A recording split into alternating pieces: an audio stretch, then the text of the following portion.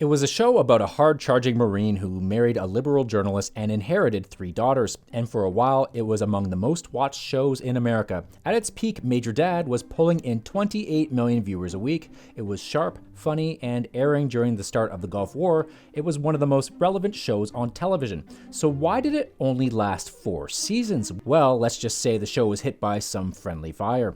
We're talking about one of the biggest network blunders of the 90s, which led to a chain reaction that likely cost everyone who had a piece of the show millions in back-end money. This is the rise and the destruction of Major Dad.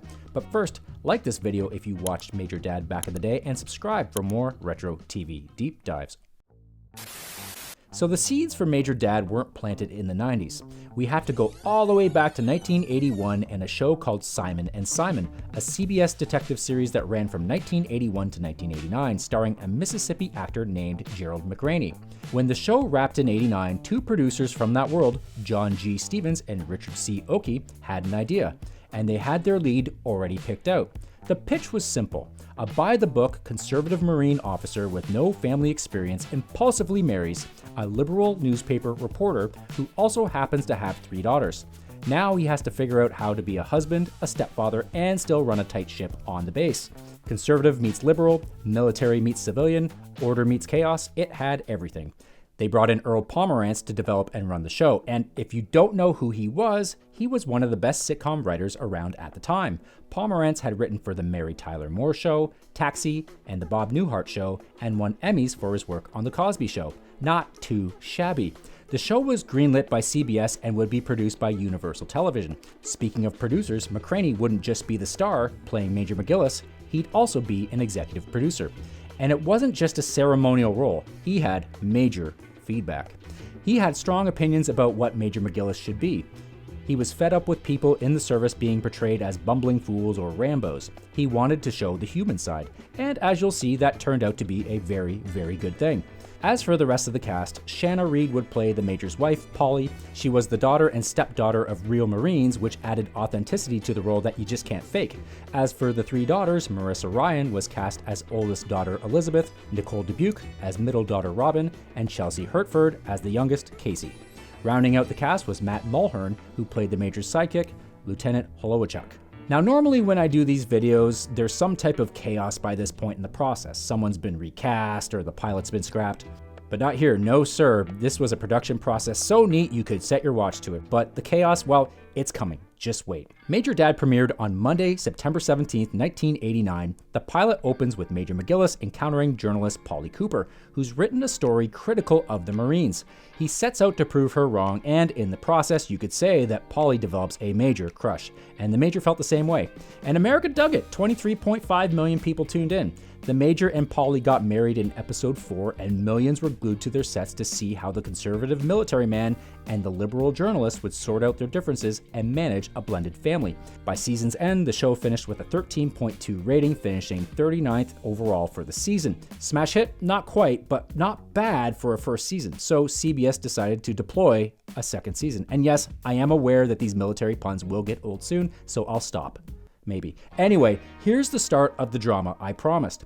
Earl Pomerantz, who was in charge of the creative operation of the show, was exhausted by the end of the first season.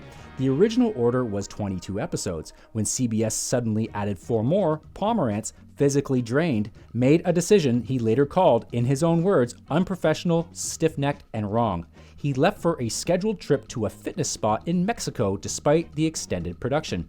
And while he was gone, everything blew up. Gerald McRaney was, as I said, an executive producer, and he was starting to pull rank. There are those puns again. He rejected the climactic scene in an episode script and just straight up wrote his own replacement scene and told everyone they were filming his own version. And everyone had to say, sir, yes, sir. When Pomerantz returned the following Monday, he was asked point blank whether he'd be coming back to run the show in season 2. His answer was no. Instead, he would stay on as a consultant. And that didn't last long. By mid-season 2, he was physically banned from the production, which was allegedly arranged by the new showrunner, Rick Hawkins, in agreement with McRaney. Ouch. But to be fair, whatever Hawkins did turned to gold. The MacGillis family relocated from the fictional Camp Singleton, which was based on Camp Pendleton, to Camp Hollister in Virginia, which was based on Quantico. Two significant additions joined the cast: Beverly Archer as Gunnery Sergeant Alva Gunny Bricker, the General's no-nonsense secretary who became a fan favorite, and John Cipher as Brigadier General Marcus Craig. And then Hawkins had to expertly navigate one of the most unique situations to ever happen to a sitcom. In January 1991, Operation Desert Storm began and American forces were deployed to the Gulf. The writing staff scrapped and rewrote the final 6 episodes of the season in real time, keeping Mac stateside rather than deploying him to the Middle East. Polly's diary scenes were filmed as late in production as physically possible so they could incorporate actual breaking news. And then Desert Storm ended in a matter of weeks, which meant more rewrites. Despite the chaos this created behind the scenes, it made Major Dad feel remarkably relevant, because it was. Season 2 finished 21st overall with a 14.9 rating, tied within the heat of the night. And that momentum carried straight into Season 3. Episodes were drawing 25 to 28 million viewers consistently. The show became the 9th most watched show in the country. 90s shows like Wings and Just Shoot Me, shows that lasted 7 or 8 seasons, never cracked the top 10 for a whole season. So looking back, it seemed inevitable that CBS would run Major Dad for at least another 3 or 4 seasons. Instead, CBS kind of ruined it. For Season 4, CBS moved Major Dad from its proven spot on Monday nights to Friday nights, and it was a death sentence. Major Dad's audience was largely families who watched sports, and according to Pomerantz, the new time slot went head-to-head with high school football night. The audience that had been watching reliably on Mondays now had somewhere else to be, and the ratings absolutely cratered almost immediately. Season 4 finished 69th overall with a 9.8 rating. It went from a top 10 show to the bottom third of all programming in a single season.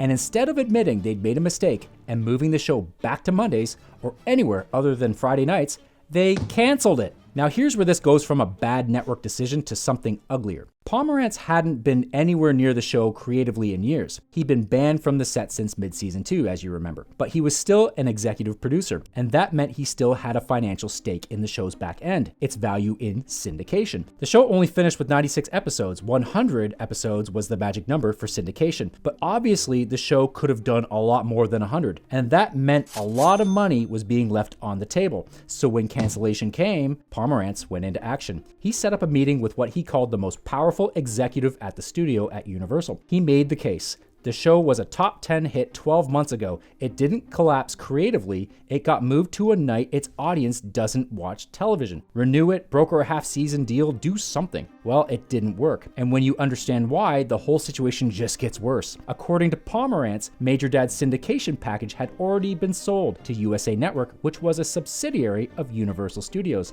That meant Universal basically sold the show to itself. And by their own assessment, the syndication market for Major Dad wasn't strong enough to justify absorbing the cost of producing more episodes that would only go deeper into deficit. So the studio that owned the show had already quietly decided it wasn't worth fighting for. They let it die, not because the audience was gone, not because the show had run its course, but because the back-end math didn't work in their favor anymore. Major Dad ended May 17th, 1993. And it ended without a series finale because the cast and crew didn't know it was the last one. In that final episode, the Major gave Casey, who had just turned 10, a Daisy rifle he'd owned as a boy. Polly wasn't happy about it. Talk about going out with a whimper instead of a bang. Now, aside from lost residuals, this didn't hurt Gerald McRaney too badly. He had roles in Promised Land, Deadwood, Jericho, House of Cards, Castle Longmire, NCIS, Los Angeles, and in 2017, he won an Emmy for Outstanding Guest Actor in a Drama Series for his role as Dr. Nathan Katowski in This Is Us. Off-screen, he married Delta Burke in 1989 and stood by her through one of the uglier public stories in 90s television,